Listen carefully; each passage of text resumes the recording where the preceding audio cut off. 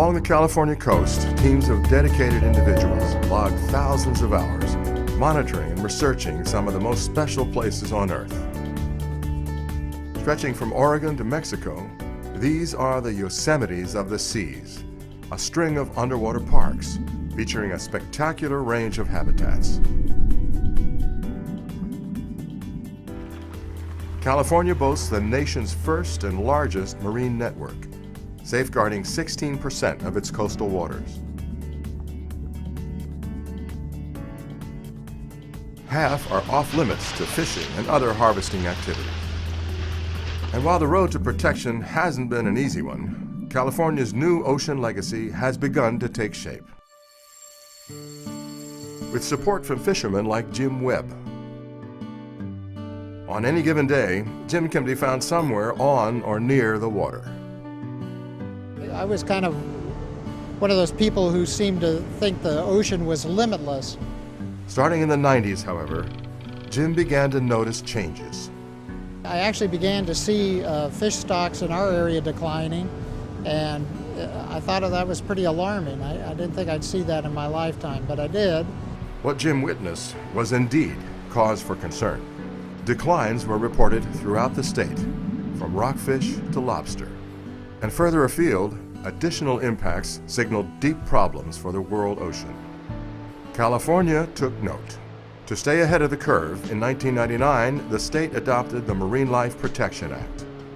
The act was designed to modify and expand California's ocean conservation areas.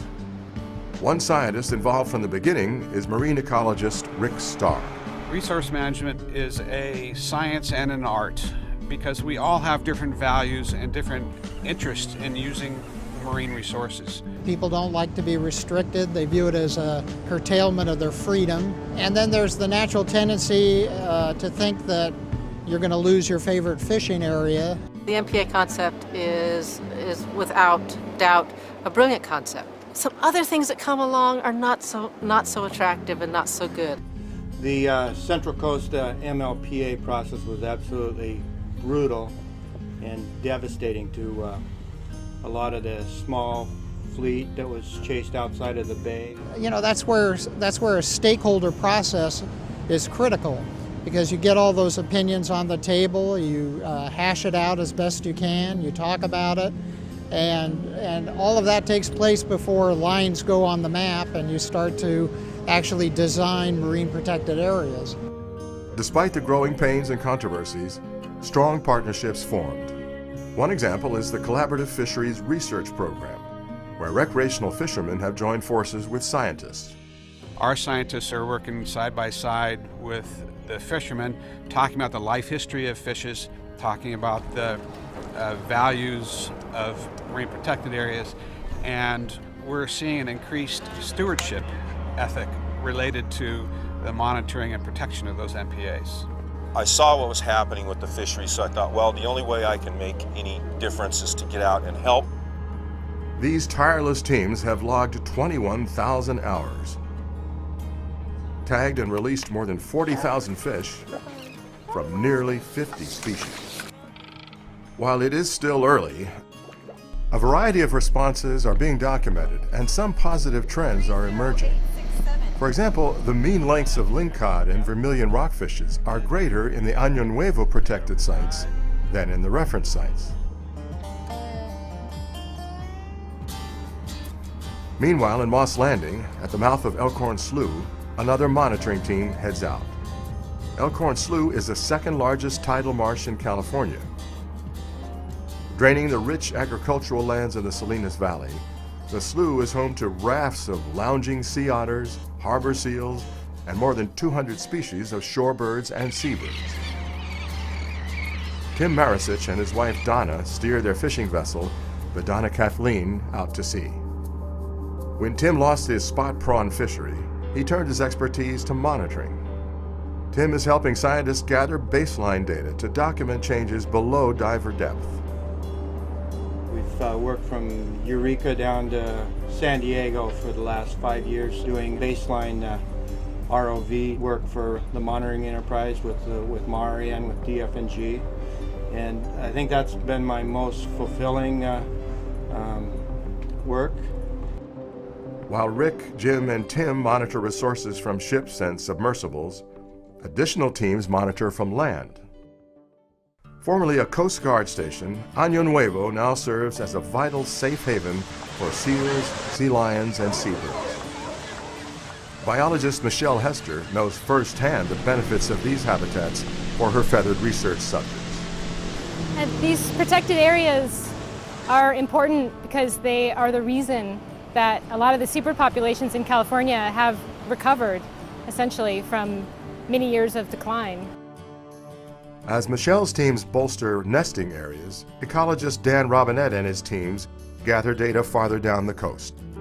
Dan has been studying California seabirds since 1999. The California coastline has a whole suite of coastally breeding seabirds, the cormorants, the guillemots, that do stay close to shore, that do forage in these MPAs, and they will benefit from the protection that these MPAs offer. For Dan, working with seabirds is like having another partner in the field. Seabirds can also illuminate how rapidly fish populations are reproducing and growing. So by looking at where the seabirds are foraging, understanding what types of fish they're taking each year, that should give us an idea of what areas are important to protect. These areas also provide safe haven for many prey species. And wherever prey abounds, predators are sure to follow. Using state-of-the-art tracking technology, Barbara Block and her Tagging of Pacific Pelagics project, TOP, have tracked some of the ocean's most feared and revered animals. With more than 270,000 tracking days from 23 different species, her team is revealing the wild vitality of the California current. By creating reserves such as Año Nuevo, we have a place where elephant seals and white sharks, two natural predator and prey, can be close to one another, and our tags show that they go as far as 4,000 to 5,000 miles away every year. And then what's amazing is the tags then show they come back and are within feet of each other again. And by having the reserve, we've created a location where the natural predator and prey relationships exist, not disturbed by fishing vessels or human interactions with these animals. And it becomes this natural site that we can study, we can actually observe, and we can understand these animals even further. One person keenly aware of the importance of charismatic ocean animals is commercial dive operator Phil Samet. Last year alone, Phil spent more than 200 days underwater. For more than 20 years, Phil has explored the waters of Monterey Bay and beyond with unbound enthusiasm. This isn't how Phil first started working here when he was employed by the dive boat Cypress Sea. In '87, I started working the boat as a deckhand, and the boat primarily was taking out recreational divers who were fishermen. And the amount of take between 1987 and 1995 was very high. I mean, our goal was to spear as many fish as possible on that boat. Now, Phil's clientele is more interested in shooting pictures instead of spear guns. The overall goals have changed, and that's what's now paying his bills. Of all his dive sites, Point Lobos stands among his favorites. Designated as the nation's first marine park in 1960, Point Lobos' boundaries were expanded to include greater protection in 2007. Spectacular topside scenery barely hints at the deep beauty beneath the waves. A watery tribute to the park's many decades of protection and an irresistible draw for divers and filmmakers. The tide is certainly shifting. Well, I hope that the marine protected areas become increasingly ingrained in the fabric of our communities. And I hope that as time goes on and generations come to accept it, they'll become stewards of the areas and take care of them. All the growing pains have led to a groundbreaking achievement, a network of hope spots, and a powerful legacy for California's future.